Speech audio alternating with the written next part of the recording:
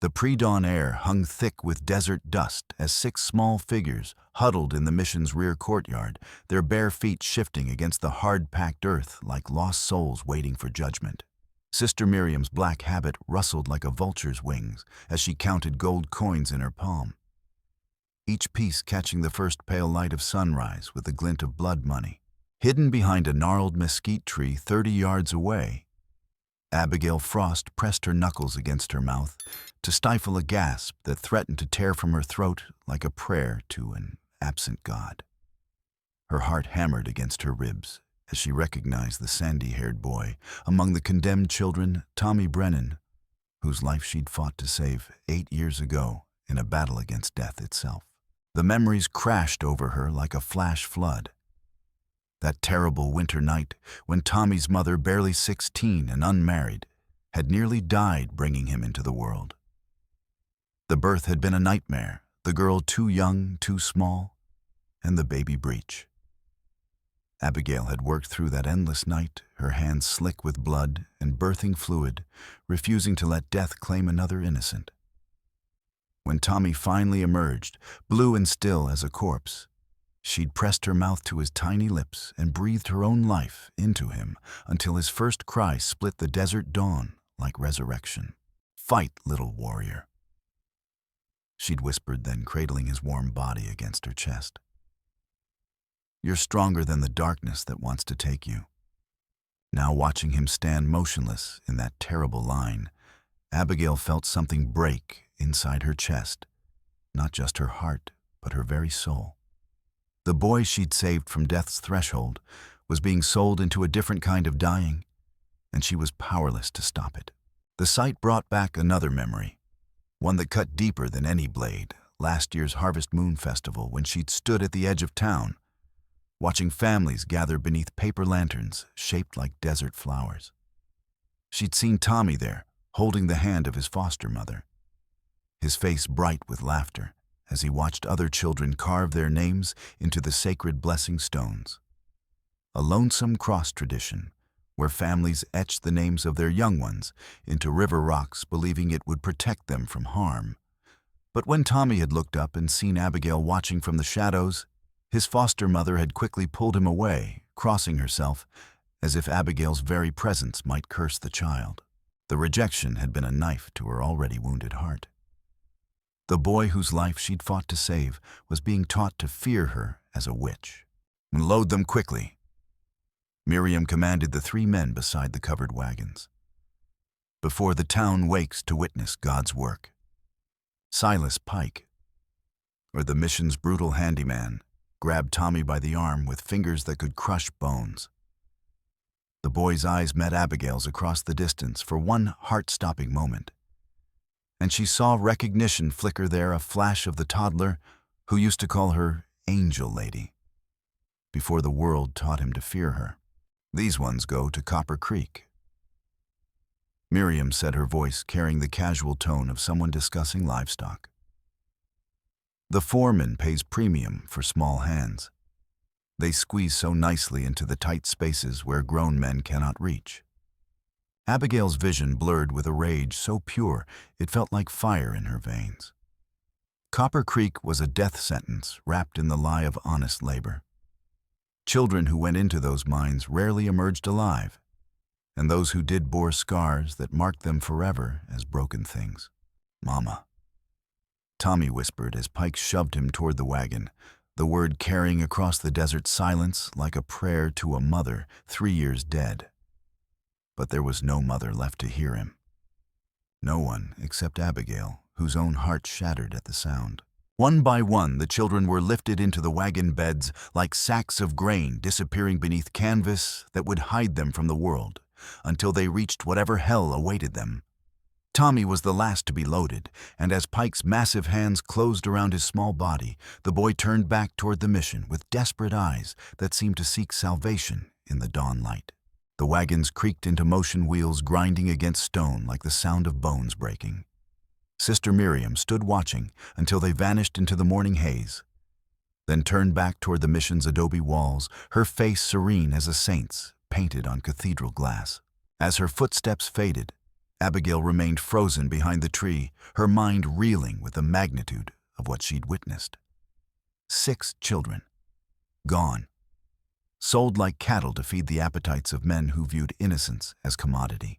The irony wasn't lost on her that she, the town's exiled pariah, was the only witness to this unholy commerce. For 3 years, she'd lived like a ghost on the outskirts of Lonesome Cross, occupying a one-room shack that leaked when it rained and baked like an oven in summer. Her dark hair had streaked with premature gray, and her green eyes now carried the weight of undeserved shame. She'd once been the most beloved woman in Lonesome Cross. For 15 years, she'd served as the town's midwife, her skilled hands bringing life into a harsh world where death came easier than birth. She'd delivered over 300 children, including half the current population, under 20. Women had whispered prayers of gratitude for her gentle touch, her ability to save mothers and babies when nature seemed determined to claim them both. That was before Martha Henley died, and everything changed.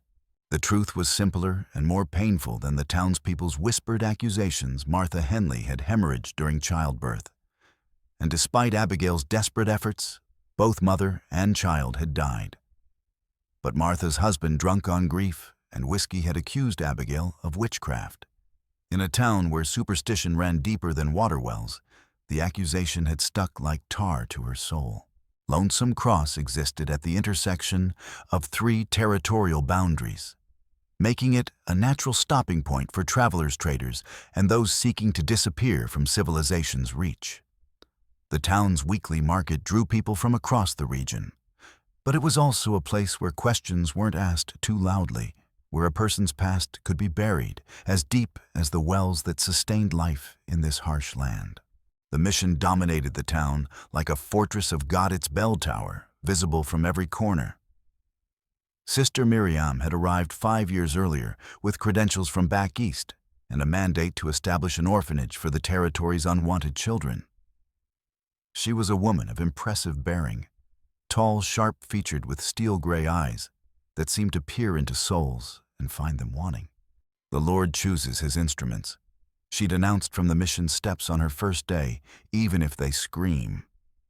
The townspeople had embraced her as salvation made flesh. What they didn't see was the woman who emerged after dark, who met with rough men in the mission's courtyard, who kept meticulous records in a ledger hidden beneath loose floorboards like a merchant's account of souls. Silas Pike had drifted into town 6 months later, a mountain of a man with scarred knuckles and eyes like empty graves. He'd been seeking honest work in service of the Lord, according to Miriam, though his idea of honest work involved keeping children in line through fear and calculated cruelty. Pain teaches better than kindness, Pike would say, flexing fingers that could snap a child's arm like kindling. Fear keeps them alive longer than hope. Sheriff Patrick O'Leary provided the final piece of the conspiracy, a weak man who'd inherited his badge rather than earned it. O'Leary had learned that certain questions were better left unasked, especially when small monthly payments helped supplement his meager salary and quiet his conscience. Father Doyle, the aging priest who nominally ran the mission, had long since retreated into his bottles and his books. Sister Miriam controlled every aspect of daily operations, while he lost himself in theological debates, with his own reflection too drunk or too cowardly to face the truth of what was happening under his nose. As Abigail walked back to her shack through the pre-dawn darkness, Tommy's terrified face haunted her thoughts, like a specter of her own failures. She remembered the day she'd encountered him 2 years after his birth, playing in the dust outside his foster parents' modest home. He'd looked up at her with bright eyes and called her Angel Lady, his small arms reaching up for a hug she'd been too afraid to give. "You helped me be born," he'd said with the simple certainty of childhood. "Mama Rosa told me. You breathed life into me when I was too scared to breathe." His foster mother had smiled then and invited Abigail inside for coffee. One of the last acts of kindness she'd received before Martha Henley's death destroyed her reputation and turned her into a pariah. Now Tommy was gone, sold to die in the depths of Copper Creek Mine, and she was the only person in Lonesome Cross who knew the truth. By the time she reached her shack, Abigail Frost had made a decision that would either destroy her completely or offer the chance at redemption she'd never dared hope for. She would not let Tommy and those other children disappear into the darkness without a fight, even if it meant facing down forces that had already proven they could destroy anyone who opposed them. 3 days passed like a fever dream before Abigail worked up the courage to act. On the 4th morning, she made her way to the mission's front entrance, her heart hammering against her ribs like a caged bird desperate for freedom.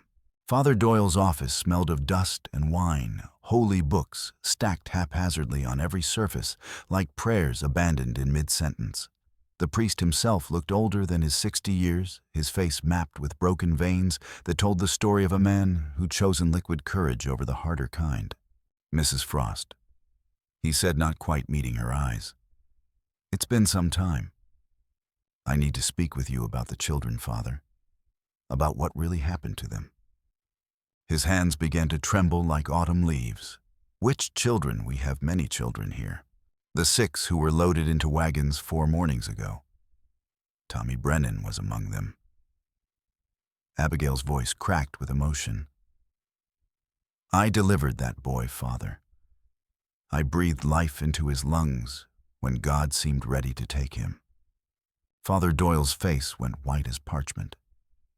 He sank into his chair as if his legs had given out. "You don't understand what you're asking me to. I'm asking you to save innocent children from hell on earth." Abigail leaned forward. "I heard Sister Miriam say Tommy was going to Copper Creek Mine. We both know what that means." "Lower your voice," Doyle whispered urgently, moving to close the door with shaking hands. "She has ears everywhere. You don't understand what she's capable of." "Then help me understand. Help me save them." Doyle laughed, a sound like breaking glass. "Who would believe you? A woman they think consorts with devils." He poured wine into his coffee cup. "She has documentation. She has the sheriff's endorsement. She has photographs of me." He trailed off, unable to finish. Photographs. Compromising photographs. Any interference from me would result in my complete destruction. He drained his cup in one swallow. "The children are gone, Mrs. Frost. Gone to places we couldn't reach with an army." As Abigail left the mission, she encountered 2 new children sitting on a wooden bench in the courtyard.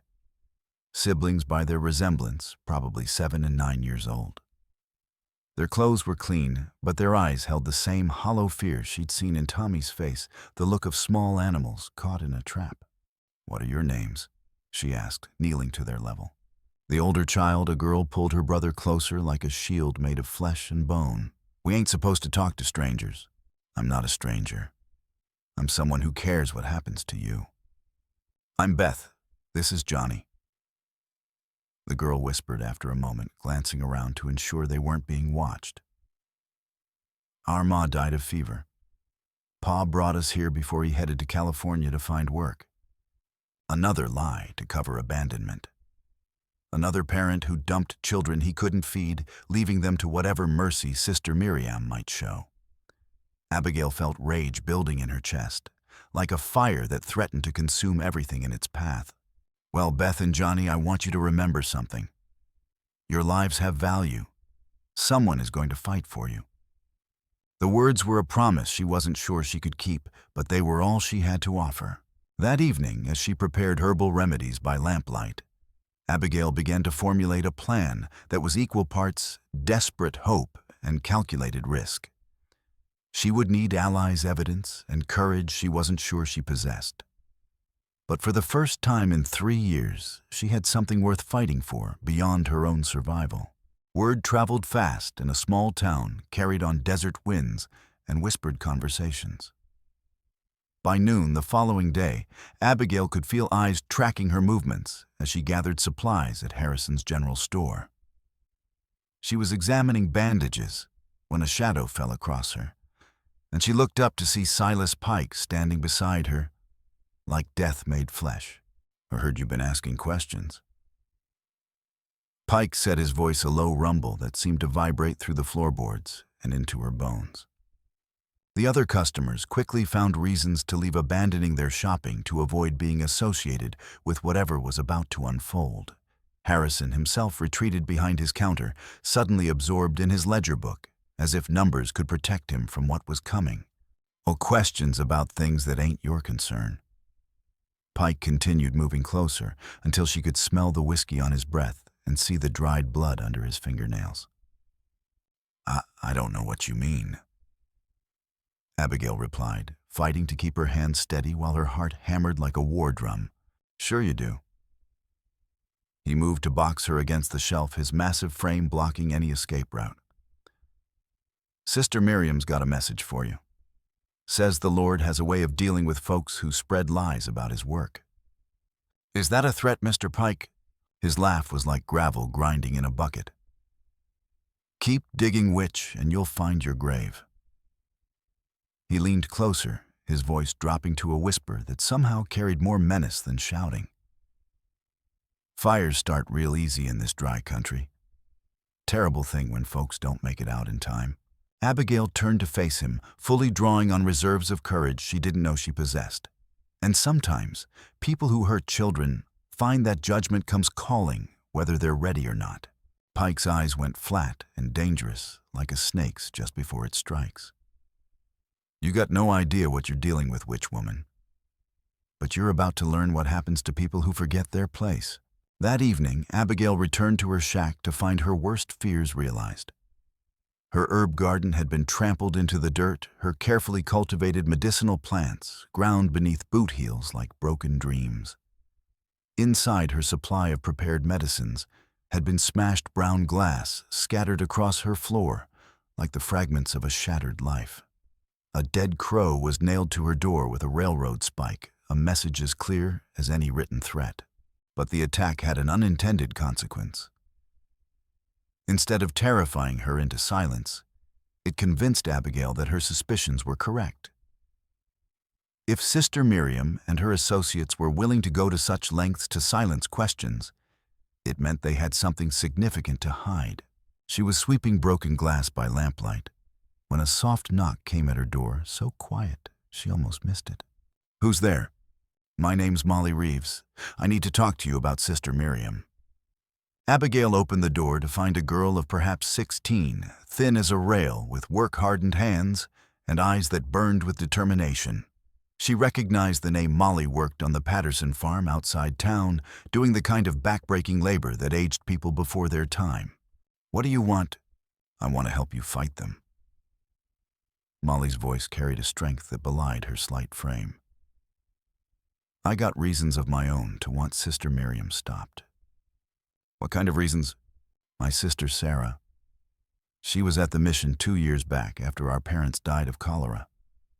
One day she was there, next day Sister Miriam said she'd been adopted by a nice family up north.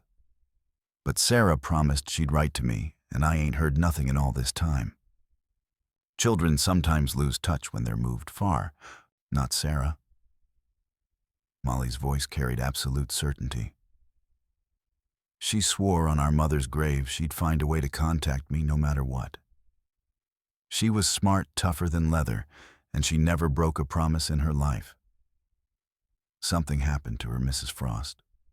Something bad." As they sat by lamplight, Molly told her story, how she'd tried to investigate her sister's disappearance, only to be warned off by Pike with threats that made her blood run cold. "I can't prove nothing." Molly admitted, her hands clenched into fists. "But I got eyes and ears, and I know places in this desert where a person can hide and watch without being seen. You're gonna need someone who can move around without drawing attention." It wasn't much of an alliance, a disgraced midwife and a farm girl with nothing but determination and righteous anger. But it was more than Abigail had dared hope for, and sometimes desperate times called for desperate alliances.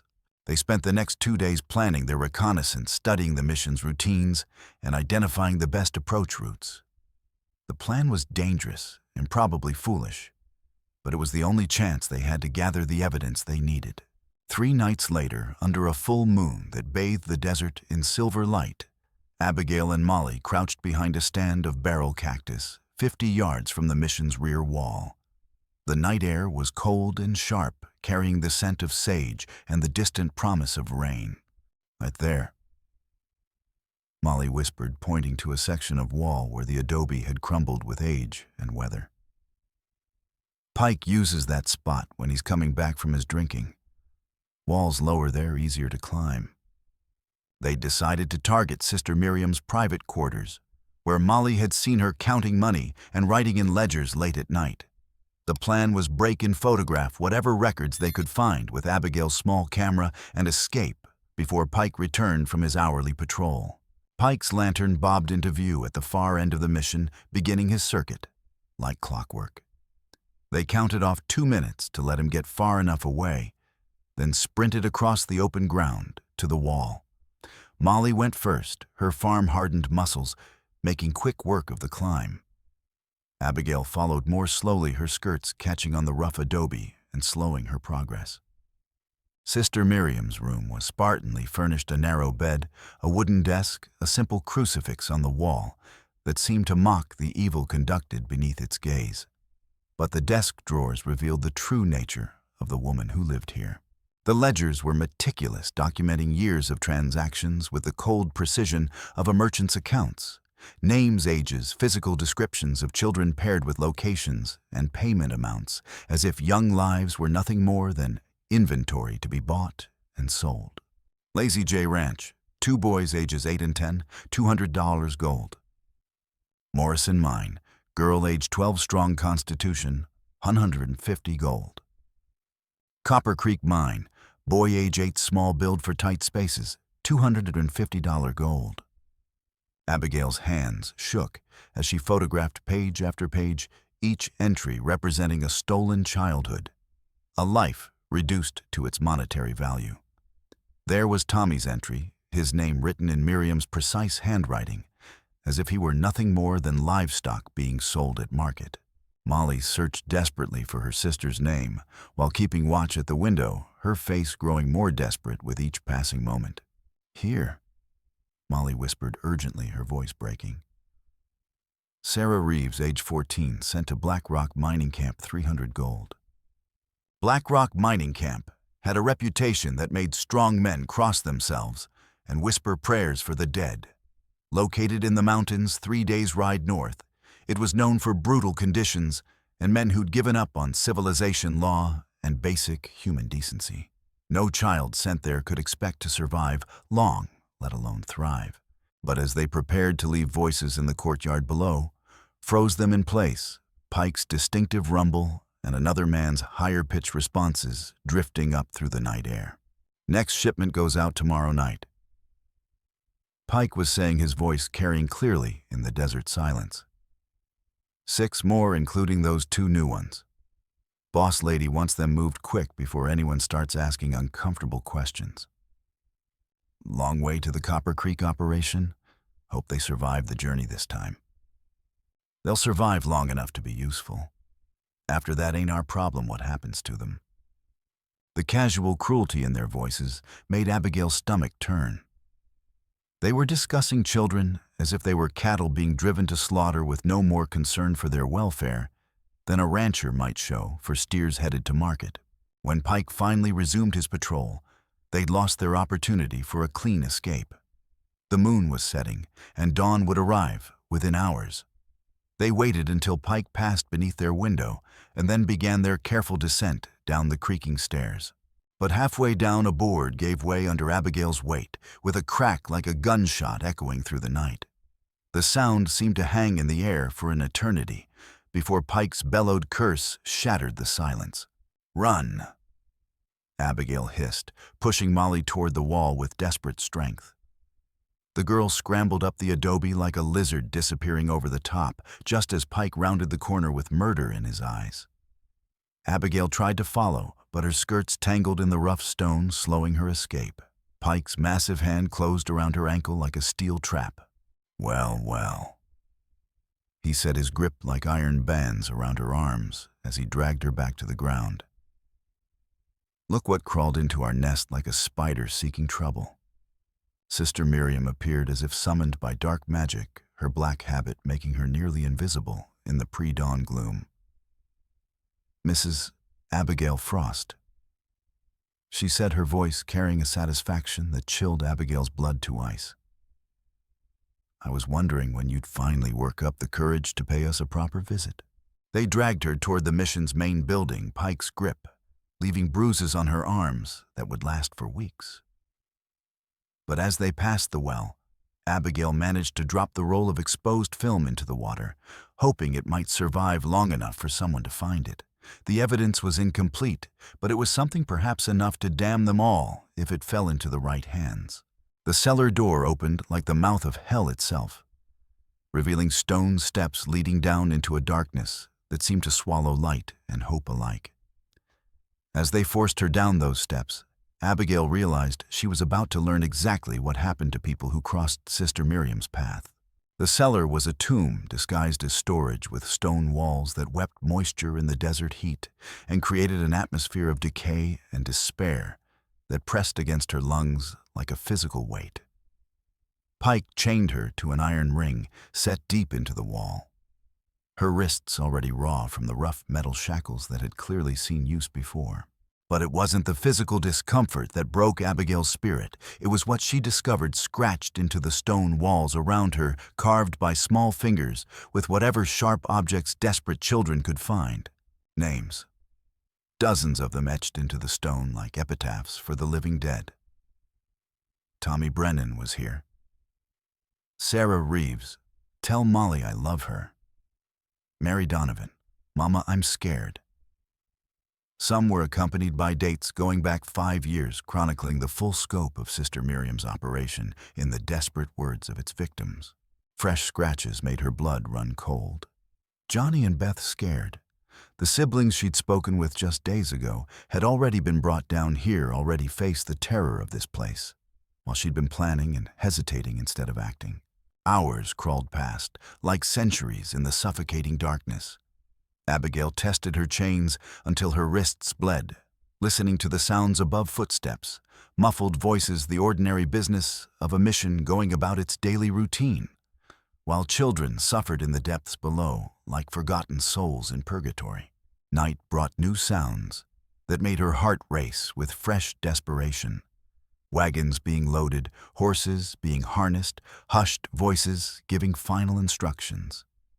Through the narrow window, high in the cellar wall, she could see lantern light moving back and forth across the courtyard like will-o'-the-wisps dancing over graves.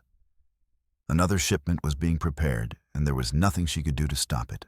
The cellar door creaked open at midnight, and Sister Miriam descended the stone steps, carrying a tray of bread and water like a mockery of Christian charity. Her habit was perfectly arranged, her face composed in an expression of serene authority that made Abigail's stomach turn with revulsion. "I trust you're beginning to understand the futility of your situation," Miriam said, setting the tray just out of reach with deliberate cruelty. "No one is coming to rescue you, Mrs. Frost. No one even knows you're missing. Molly escaped. She'll tell what the ravings of a hysterical farm girl about the respected Sister Miriam." She moved closer, her steel-gray eyes reflecting the lamplight like a predator's. "Besides, Miss Reeves has problems of her own now.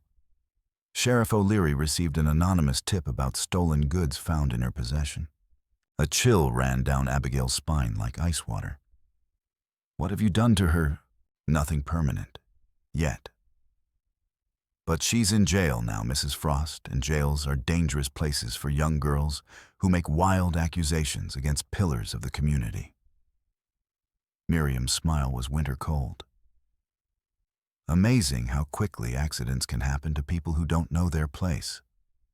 From the folds of her habit, Miriam produced a leather journal, Abigail's own private diary, stolen during Pike's raid on her shack. Fascinating reading, Miriam said, flipping through the pages with deliberate slowness. Such guilt over Martha Henley's death, such detailed self-flagellation over your supposed failure as a healer.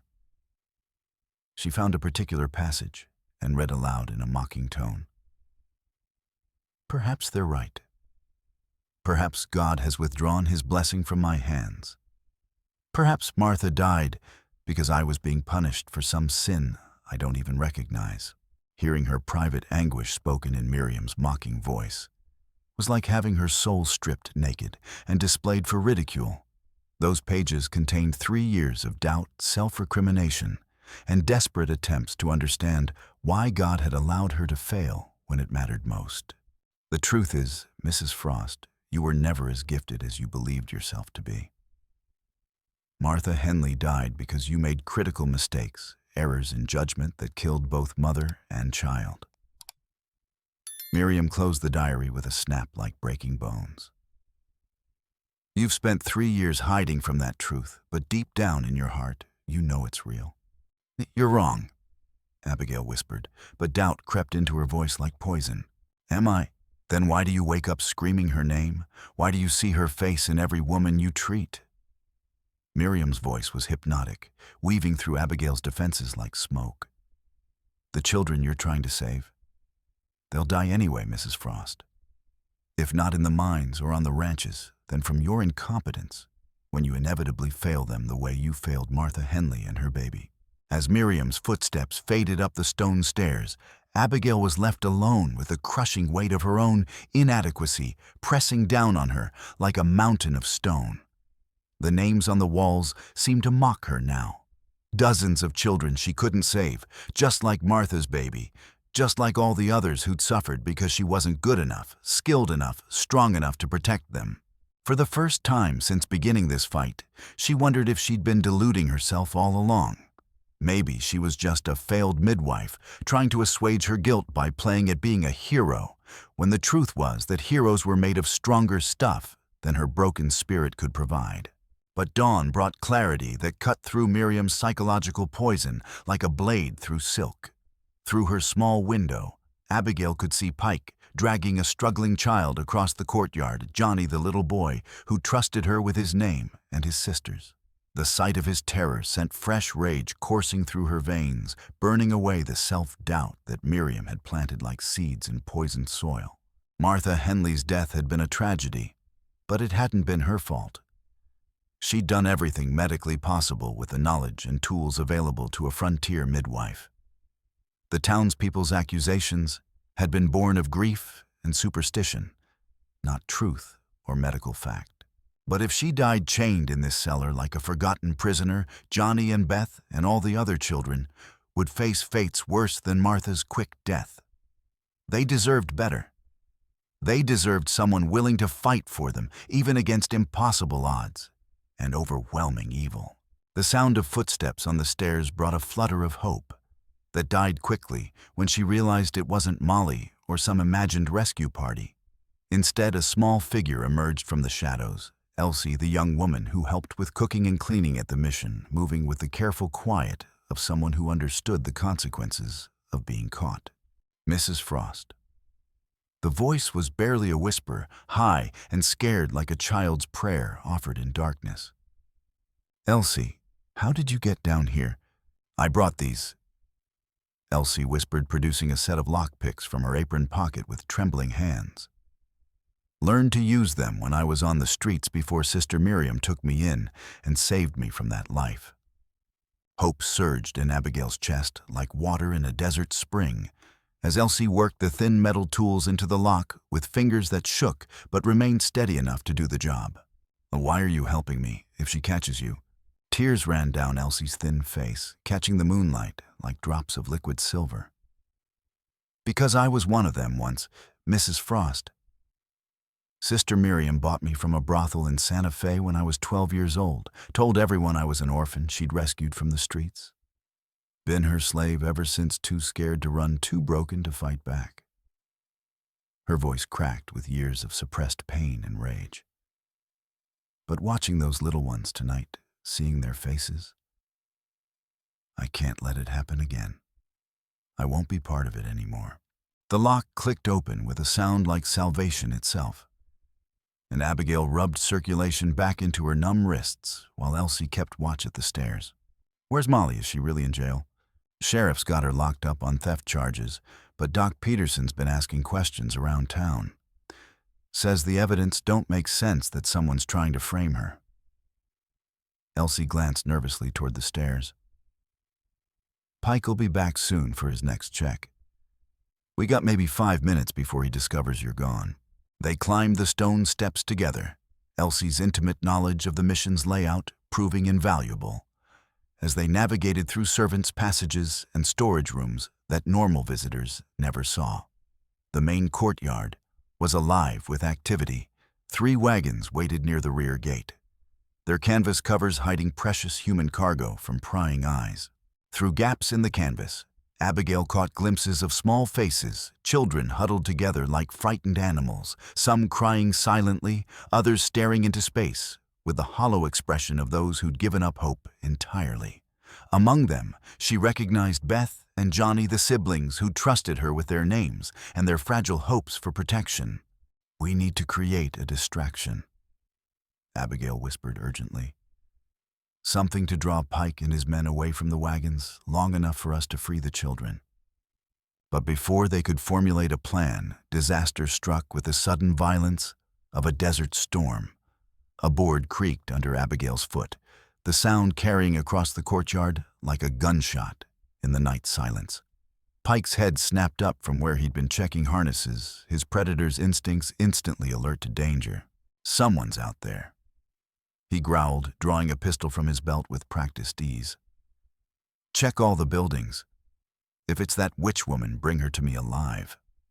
I got questions that need answering." They ran, abandoning stealth for speed as Pike's associates spread out to search the mission grounds with the methodical efficiency of men who'd done this before. Elsie led them through a maze of storage rooms and connecting passages, but their footsteps echoed off the walls like drum beats announcing their location to anyone with ears to hear. "This way," Elsie gasped, pulling Abigail toward a side door that led to the mission's chapel. "There's another way out through the vestry, if we can reach it in time." But Pike had anticipated their route with the cunning of a hunter who knew his prey's habits. He stepped out of the shadows as they entered the chapel, his massive frame blocking their escape route like a mountain of flesh and malice. "Well, well," he said, advancing slowly with the confidence of a man who held all the cards. "The witch and her little helper come to visit the house of God." How touching. Abigail positioned herself between Pike and Elsie, her mind racing through options that all seemed to lead to the same bloody conclusion. The chapel was a dead-end stone walls on 3 sides, Pike blocking the only exit, and no weapons except faith and desperation. "You don't have to do this," she said, backing toward the altar while trying to keep her voice steady. "Those children are innocent. They don't deserve what you're planning to do to them." Pike laughed, the sound echoing off the chapel's vaulted ceiling like the laughter of demons in hell. "Innocent lady, there ain't no such thing as innocent in this world. Just the strong who take what they want and the weak who get taken." He raised his pistol with deliberate slowness. "And you witch woman are definitely weak." But the gunshot that shattered the chapel's silence wasn't fired by Pike. Molly Reeves stood in the vestry doorway, smoking rifle in her hands, her face grim with the determination of someone who'd seen too much evil and decided to make a stand against it. "Thought you might need help," Molly said, lowering the rifle as Pike collapsed to the chapel floor with a look of surprise frozen on his face. "Doc Peterson convinced the sheriff to let me go when my story started checking out. Turns out someone found your film in the well water, didn't damage it as much as we hoped, but it was enough to raise some serious questions." Relief flooded through Abigail like desert rain, followed immediately by renewed urgency as the sound of wheels grinding against stone cut through the night air. Through the chapel windows, they could see the first wagon rolling toward the gate, its precious cargo hidden beneath canvas that might as well have been burial shrouds. "The children, they're moving them now," Abigail gasped. "Got friends waiting," Molly said, leading them toward the mission's front entrance. Turns out, lots of folks in this town been wondering about missing children for years, just too scared to speak up without proof. Your evidence gave them the courage they needed to finally act. But even as they emerged into the front courtyard where a group of townspeople had gathered with lanterns and weapons, their confrontation was far from over. Sister Miriam appeared at the mission's entrance like an avenging angel dressed in black, her habit flowing around her like smoke from a funeral pyre. Behind her stood Sheriff O'Leary, his hand resting on his gun butt, his face pale but defiant in the lantern light. And behind them, both emerged a figure that made Abigail's blood freeze in her veins. Doc Peterson himself stepping out from the mission's shadows with a second pistol drawn. His familiar face twisted with an expression she'd never seen before. "I'm sorry, Abigail," he said, his voice heavy with regret and something else that cut deeper fear. "But you've forced my hand, and now I have no choice but to protect what I've built here." The crowd stirred in confusion as Doc Peterson, the man they'd trusted with their lives and their children's births, now stood with Sister Miriam weapon, drawn like a common outlaw. "You see," Miriam said, her voice carrying across the courtyard with terrible satisfaction, "Dr. Peterson has been quite helpful to our operation for several years now. Who better to declare troublesome children deceased when they become inconvenient? Who better to provide medical care to ensure our merchandise arrives at its destination in good condition?" Peterson's face was ashen, his hand trembling on the gun, as if the weight of it might drag him down to hell. "I never wanted this, Abigail. You have to believe me. But my gambling debts..." She had documentation of my medical forgeries evidence that would destroy everything I've worked for. My practice, my reputation, my family's name. "James," Abigail breathed, using his first name as if it might remind him of the man he used to be. "You delivered half these children yourself. You know what she's doing to them is evil beyond redemption." "I know." Peterson exploded, his composure cracking like ice under pressure. "I know exactly what she's doing, and I've been living in hell because of it every single day. But if I'm exposed, who'll care for the sick in this town? Who'll deliver the babies? Who'll tend the wounds and fight the fevers?" His voice broke. "Sometimes we have to make impossible choices to serve the greater good." "Not this choice," Abigail said firmly, her voice carrying across the courtyard like a bell tolling for the dead. "Never this choice. There is no greater good that justifies selling children into slavery and death."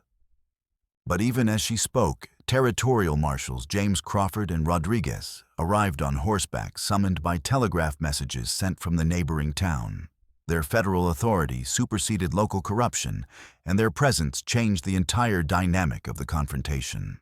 "Dr. Peterson," Crawford said, his voice carrying the weight of law across the desert frontier, "you're under arrest for conspiracy and accessory to human trafficking.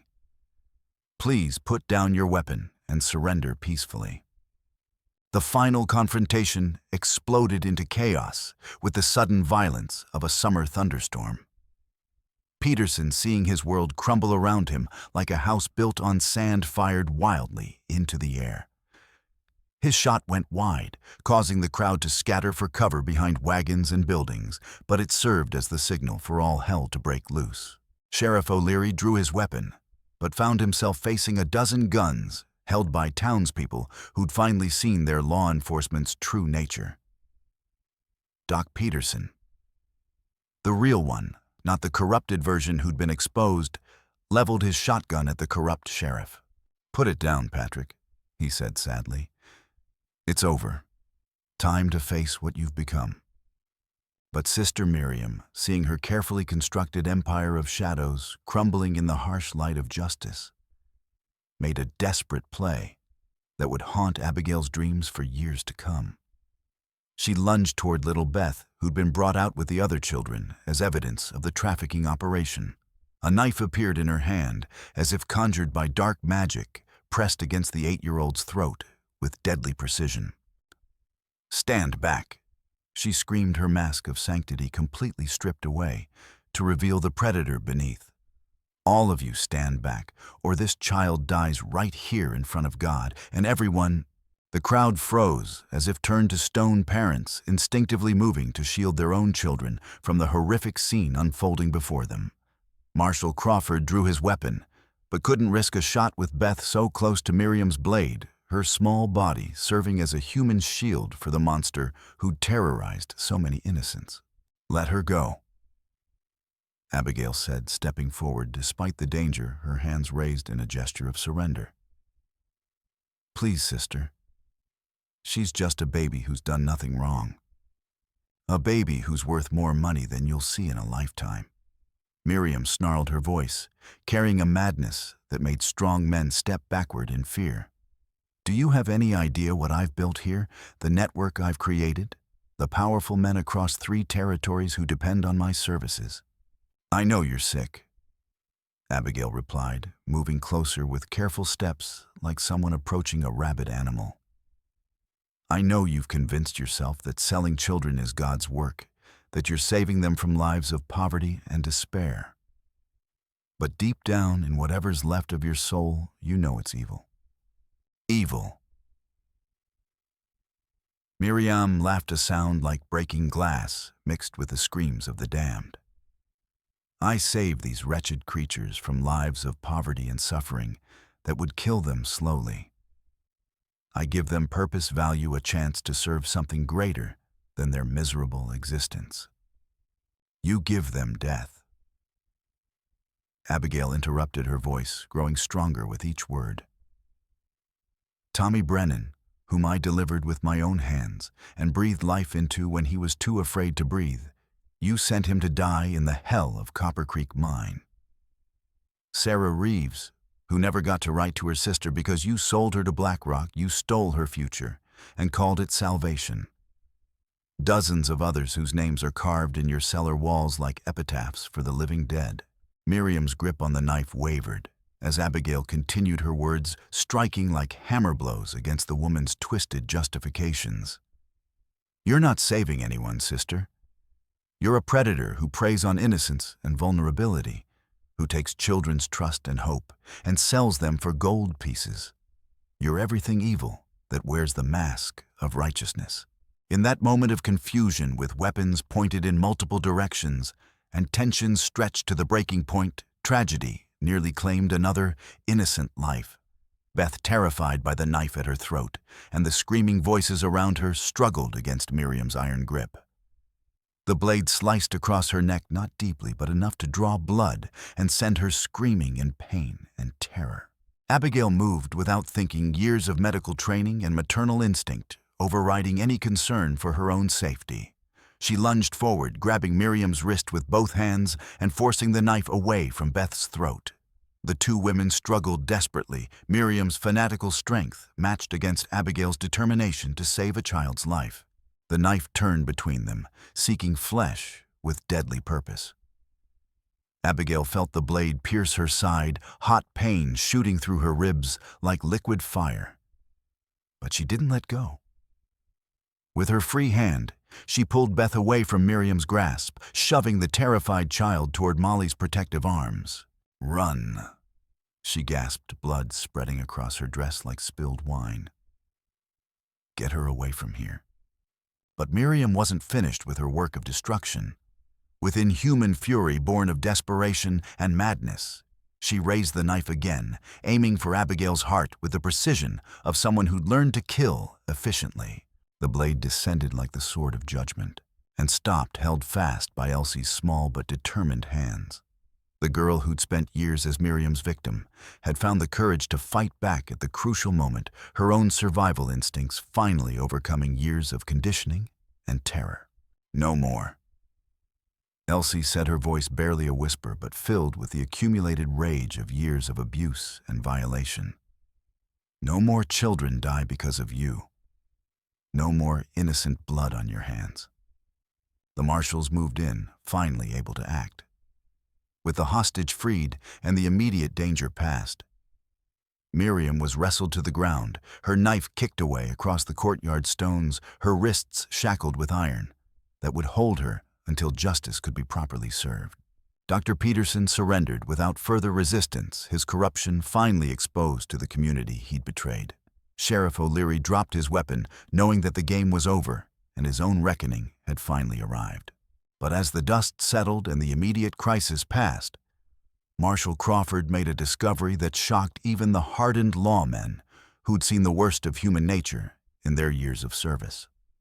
Among the papers scattered from Miriam's habit were letters from territorial officials, federal appointees, even judges, all requesting special services from the mission and offering protection in return.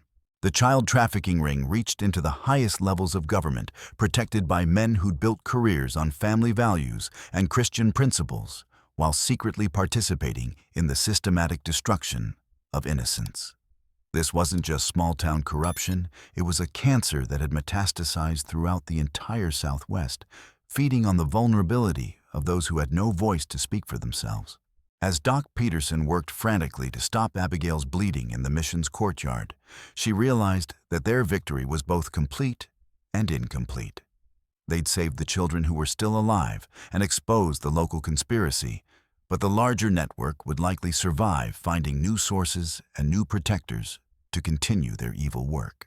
Dawn broke over Lonesome Cross 6 hours later with a clarity that seemed to wash the shadows from every corner of the mission grounds. The territorial marshals had worked through the night, documenting evidence and taking statements from witnesses whose testimony would help unravel a conspiracy that reached across multiple territories. Doc Peterson had moved Abigail to his clinic, where he spent 3 hours carefully stitching the knife wound in her side. The blade had missed vital organs by mere inches, but blood loss and exhaustion had left her weak and pale as morning mist. "You're lucky to be alive," Peterson told her as she finally awakened fully on the second day after the confrontation. "Another inch to the left, and that knife would have pierced your lung. Another inch up, and it would have found your heart. But the children," Abigail said, struggling to sit up despite the pain that shot through her ribs. "Are they safe? They're alive, and that's more than we dared hope for when this nightmare began." Peterson's voice carried a mixture of relief and ongoing concern. "The 6 from the wagons are being cared for by volunteer families, while the authorities work to determine their origins and find any surviving relatives. Beth and Johnny are staying with Molly. They seem to trust her more than anyone else right now. The children would need time to heal from their trauma," Peterson explained. What they'd experienced in Miriam's care had left scars that medicine couldn't touch, wounds of the spirit that would require patience, love, and careful tending to even begin to heal. The arrests had created ripple effects throughout the region that continued to spread like rings on a pond. Crawford's investigation had uncovered correspondence linking Sister Miriam to similar operations in 3 other territories, resulting in simultaneous raids that rescued dozens of additional children and exposed a network of corruption that spanned hundreds of miles. The false Dr. Peterson revealed to be a man named Marcus Wheeler, who'd been impersonating physicians across the frontier, had broken completely under questioning. His confession provided details about the protection racket that had kept the operation secure, implicating territorial officials who'd received regular payments to ensure that investigations were quietly buried, and uncomfortable questions were never pursued too vigorously. Father Doyle, sobered by the magnitude of what had been happening under his very nose, emerged from his alcoholic haze to provide crucial evidence that helped prosecutors across multiple jurisdictions. The priest had been keeping secret records for years, detailed notes about every suspicious adoption, every child who disappeared, every time he tried to question Miriam's methods, only to be threatened into silence. "I was a coward," he admitted to Abigail during one of his visits to her bedside. "I told myself I was protecting the church, protecting my position, but really, I was just protecting myself from having to face an uncomfortable truth. Those children paid the price for my weakness and moral cowardice." The townspeople of Lonesome Cross struggled with their own reckoning in the days and weeks that followed. Many who'd shunned Abigail after Martha Henley's death now understood that they'd been manipulated, their superstitions and fears exploited to isolate someone who might have exposed the truth years earlier if she'd been allowed to maintain her position in the community. Mrs. Margaret Harrison was among those who visited Abigail's bedside to make a confession that had been weighing on her conscience. "We knew something wasn't right," she said, tears running down her weathered cheeks.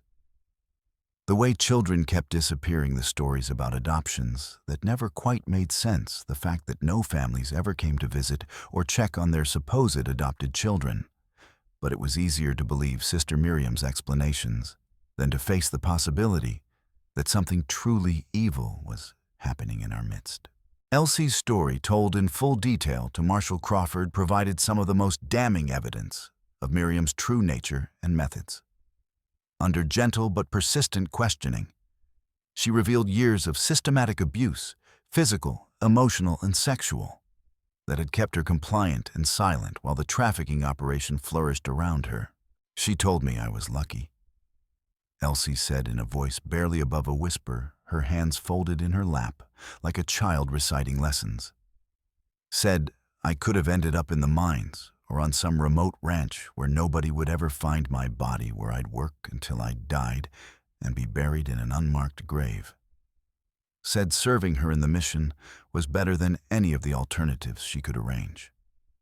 The psychological control that Miriam had exercised over her victims was both sophisticated and brutal, designed to convince them that resistance was not only futile, but actually harmful to their own interests.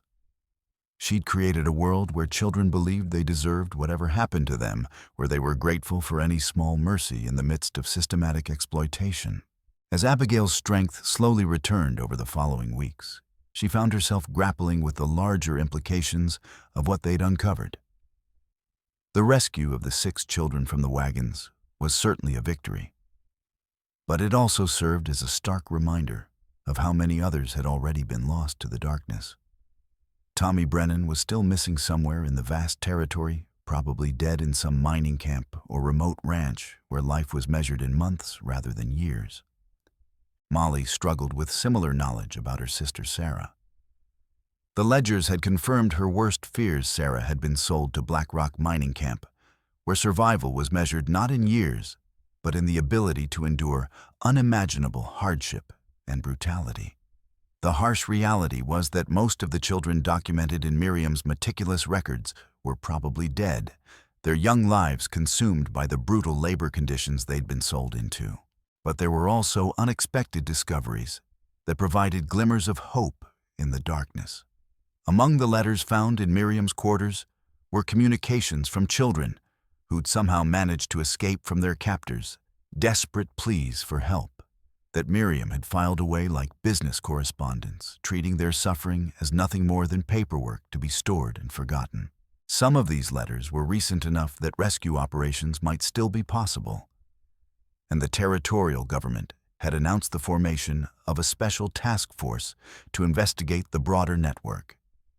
They promised resources and authority to track down every lead, every connection, every official who'd taken payment to look the other way while children suffered and died.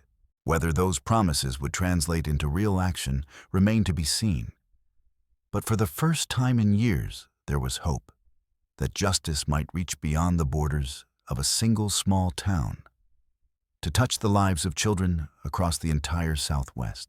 6 months later, Abigail stood in what had once been the mission's rear courtyard, now transformed into a memorial garden, where flowers bloomed in carefully tended beds, where wagons had once waited in the pre-dawn darkness to carry children into slavery. Colorful desert blooms created a tapestry of life and renewal. A simple stone monument at the garden center listed the names of all the documented victims, those rescued, those still missing, and those confirmed dead.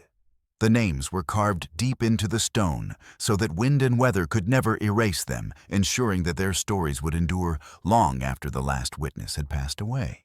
The mission itself had been converted into a legitimate orphanage run by a board of community volunteers with strict oversight from territorial authorities. Father Doyle, sober for the first time in years, and driven by a need to atone for his past failures, served as chaplain, while a trained administrator from the territorial capital handled all daily operations. Every aspect of the new operation was transparent, with regular inspections, detailed record-keeping, and community involvement, designed to prevent any future abuses. The children who lived there now were genuinely cared for their needs, met by people who understood that protecting the innocent required constant vigilance and community commitment. Abigail's recovery had been slower and more complicated than anyone had expected, with infection setting in, and her body's delayed response to years of stress and poor nutrition during her exile. But she'd gradually regained her strength, and with it something she'd thought lost forever: the trust and respect of her community. The revelation of Sister Miriam's crimes had forced Lonesome Cross to confront its own failures, including the grave injustice done to Abigail after Martha Henley's death. A careful review of medical records by visiting physicians had confirmed what Abigail had always known. In her heart, Martha's death had been unavoidable, the result of complications that no midwife of that era could have prevented with the knowledge and tools available. The town's formal apology had meant less to her than the individual reconciliations that followed. Women who'd once crossed themselves when they saw her now sought her help with pregnancies and illnesses, trusting her skills and grateful for her presence in their community once again. She'd gradually resumed her practice, but with a new understanding of both the possibilities and the limitations of what any healer could accomplish in a world where suffering was as common as desert sand. Molly had become her unofficial apprentice, displaying a natural talent for medicine that complemented her fierce protective instincts. The girl had never given up hope of finding her sister alive, and her persistence had been rewarded in a way that seemed like a miracle.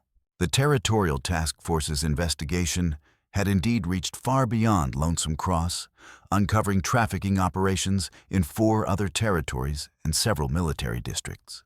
Among the children rescued in a raid on a remote ranch in Colorado was a young woman who'd somehow survived 2 years in the hellish conditions of Black Rock mining camp.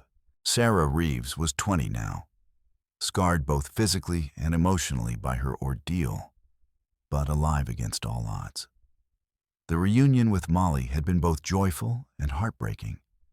2 sisters struggling to bridge a gap created by years of trauma and separation, trying to rebuild a connection that had been tested by unimaginable hardship. She ain't the same person she was when they took her, Molly had confided to Abigail during one of their long conversations. Sometimes she looks at me like she don't quite remember who I am or why I matter to her. Other times she wakes up screaming from nightmares about the mine, about things that happened to her that she can't or won't talk about. But time and patience were working their healing magic slowly but surely. Sarah had moved into a small house on the edge of town, with Molly gradually rebuilding her connection to the world and to the family that had never stopped fighting for her. She'd even started helping with some of Abigail's simpler medical cases, finding purpose and healing in the act of easing others' suffering. Elsie had blossomed in ways that amazed everyone who'd known her during her years of captivity. Free from Sister Miriam's psychological control and constant threat of violence, she'd revealed an intelligence and inner strength that had been ruthlessly suppressed for so long that even she had forgotten it existed. She'd learned to read and write with remarkable speed, devouring books like someone discovering fire for the first time. Now she helped manage the orphanage's records and correspondence, while pursuing her own education through correspondence courses with a teacher in the territorial capital. The children rescued from the wagons that terrible night had found various paths forward into lives they'd never dared to dream possible. Beth and Johnny had been reunited with an uncle who'd been searching for them since their parents' death, a man who welcomed them with tears of joy and promises of safety they could finally believe. 2 other children had been adopted by families in Lonesome Cross who'd opened their homes and hearts to young people traumatized by their experiences, but eager for love and stability.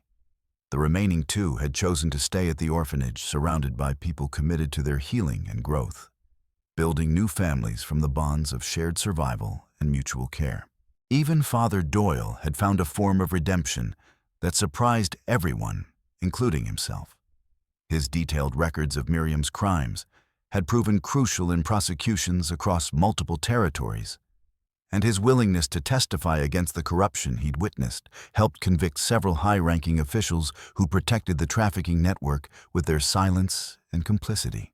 Sober and focused for the first time in years, he'd thrown himself into ensuring that the new orphanage embodied the true Christian principles that Sister Miriam had perverted and twisted into justifications for unspeakable evil. But perhaps the most significant change had been in Abigail herself.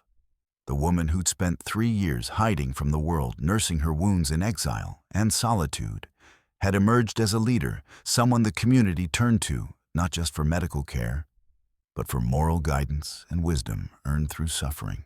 She'd been appointed to the orphanage's board of directors and had helped establish protocols to protect vulnerable children throughout the territory. Her experience had become a foundation for policies that would prevent future tragedies, turning her personal pain into a shield for others. As she stood in the memorial garden on this quiet evening, watching the sun set over the desert in shades of gold and crimson, Abigail wasn't alone. The real Doc Peterson approached, carrying 2 cups of coffee, and wearing the satisfied expression of a man who'd seen justice prevail over seemingly impossible odds. "Thought you might like to know," he said, handing her a cup with steam rising from it like incense. "Got word from Marshal Crawford today. They found 3 more children in a raid up in Wyoming Territory, alive and headed home to families who never stopped looking for them. The ongoing discoveries had become a source of both hope and sorrow, each rescue representing a victory for justice, while also serving as a reminder of how many others might never be found or saved." "Any word on Tommy Brennan?" She asked the question that had haunted her thoughts for months. Peterson's expression grew complex, hopeful but cautious, like someone afraid to trust good news after seeing so much tragedy. "Actually, yes," he said, pulling a folded paper from his vest pocket. "This arrived yesterday with the mail from Colorado." Abigail unfolded the paper with trembling hands, her heart racing as she saw what it contained. It was a child's drawing, crude but unmistakable, a woman with dark hair bending over a small figure with words written in careful letters below. "Angel Lady saved me. I remember. Tommy, he's alive." Peterson said softly, his voice thick with emotion. "Hurt, traumatized, but alive. The marshals found him in a mining operation that had been shut down by federal authorities. He'd been sold again after Copper Creek closed, but he survived everything they threw at him." The news hit Abigail like a physical blow, relief, joy, and overwhelming gratitude all at once, washing over her like a flood of desert rain. The boy whose birth she'd fought for 8 years ago, whose face had motivated her to risk everything in this fight against evil, was coming home. "They're bringing him back next week," Peterson continued. "He specifically asked for you, Abigail. Asked if the Angel Lady was still here, if she still remembered his name." As they talked, sharing the quiet satisfaction of work well done and justice served, Molly and Sarah approached through the garden paths. The sisters walked together in the easy companionship that had gradually replaced the awkwardness and pain of their reunion, their bond rebuilt through patience and love, stronger than the trauma that had tried to break it. Behind them came Elsie, carrying a basket of supplies for the evening meal at the orphanage, her face bright with the confidence and joy of someone who discovered her own worth and potential after years of being told she was nothing. "Mrs. Frost," Elsie called out, her voice carrying clearly across the garden. "We're having a celebration dinner tonight. It's the anniversary of the day you first asked us what our names were." Abigail smiled, remembering that moment in the courtyard when she'd first spoken to Beth and Johnny, not knowing that simple act of recognition and respect would set in motion events that would change all their lives forever. "That's not a date for celebration," she protested gently. "That's the day everything went wrong, when I stumbled into something far bigger and more dangerous than I understood." No," Molly said firmly, her voice carrying the authority of someone who'd lived through hell and emerged stronger. That's the day everything started going right. That's the day someone finally cared enough to ask our names and remember our faces to see us as human beings instead of problems to be solved or disposed of. As the sun set over the desert painting, the sky in brilliant shades of orange and purple, the small group made their way toward the orphanage's dining hall. Through windows warm with lamplight, they could see children gathered around tables, not the hollow-eyed victims of trafficking, but young people with full bellies and bright futures protected by a community that had learned the true cost of silence and indifference. During the recent Harvest Moon Festival, those same children had helped hang paper lanterns shaped like desert flowers throughout the town, and their faces bright with wonder and joy as they participated in traditions that celebrated life and community. They'd carved their names into the blessing stones alongside other children, their futures no longer marked by fear, but by hope and possibility. Abigail had attended that festival for the first time in 3 years, watching children run between the lanterns with laughter unmarked by terror or despair. It was a sight that would have been impossible under Sister Miriam's reign of darkness, a testament to what communities could accomplish when they chose courage over comfort, action over inaction. The sound of children's laughter carried across the courtyard where wagons had once waited in the pre-dawn darkness to carry innocents to their doom. Now it was filled with the voices of young people who knew they were safe, who trusted in the protection of adults who'd proven themselves worthy of that trust through sacrifice and determination. As they reached the orphanage's front door, Abigail reflected on how even the town's weekly market had changed. Where once children had vanished mysteriously, families now gathered openly and safely, their voices mixing with the calls of merchants and the laughter of young ones who knew they belonged somewhere, who understood that they mattered to someone. The final surprise came as they entered the dining hall, where a place had been set at the head table, marked with a small wooden cross and a single desert flower, a memorial for all the children who hadn't made it home, but also a symbol of hope for those still out there waiting for rescue. "Tommy's coming back," Abigail announced to the room, her voice carrying across the sudden, expectant silence that fell over the gathering. The cheer that erupted seemed to shake the very foundations of the building. Children who'd never met Tommy but knew his story through whispered tales of courage and survival clapped and laughed with genuine joy. Adults wiped away tears of relief and gratitude, understanding that every rescue validated their decision to finally act when action was desperately needed. As they all gathered around the dinner table, survivors, rescuers, and healers united by their shared commitment to protecting the innocent, Abigail finally understood that redemption wasn't about erasing the past or pretending that terrible things hadn't happened. It was about transforming pain into purpose guilt, into action and silence, into the kind of witness that could change the world one rescued life at a time. Beth, now thriving in her uncle's care, but still visiting the orphanage regularly to help with the younger children, stood up with the solemn dignity of a 9-year-old, making an important announcement. "Mrs. Frost." She said, her clear voice carrying across the dining hall, filled with people who'd become family through shared struggle and triumph. "When Tommy gets back, will you tell him about us, about how you saved us too?" "I'll tell him," Abigail promised, her throat tight with emotion and gratitude for the privilege of having played a part in their salvation. "I'll tell him how brave you all were, how you helped save each other when the adults who should have protected you failed to act." Johnny, Beth's younger brother, tugged at her sleeve with the persistence of childhood curiosity. "Will you tell him about Angel Lady?" Abigail knelt to his level, seeing in his bright, untroubled eyes the future that had almost been stolen from him, the potential that had been preserved through the courage of ordinary people who'd chosen to do extraordinary things. "What about Angel Lady?" she asked softly. "That she's real," Johnny said with the absolute certainty that only children possess. "That she breathes life into people when they're too scared to breathe, and that she never gives up on anybody, no matter how lost they are." Outside, the first stars appeared in the vast desert sky, watching over a town that had learned the difference between looking away and standing up between comfortable silence and the difficult courage required to protect the innocent. The battle for Lonesome Cross's soul was over, and love had won a victory that would echo through generations. The desert wind carried the sound of children's voices, raised in an old song, one that spoke of journeys through wilderness and the promise of home, of travelers finding shelter and lost souls discovering family.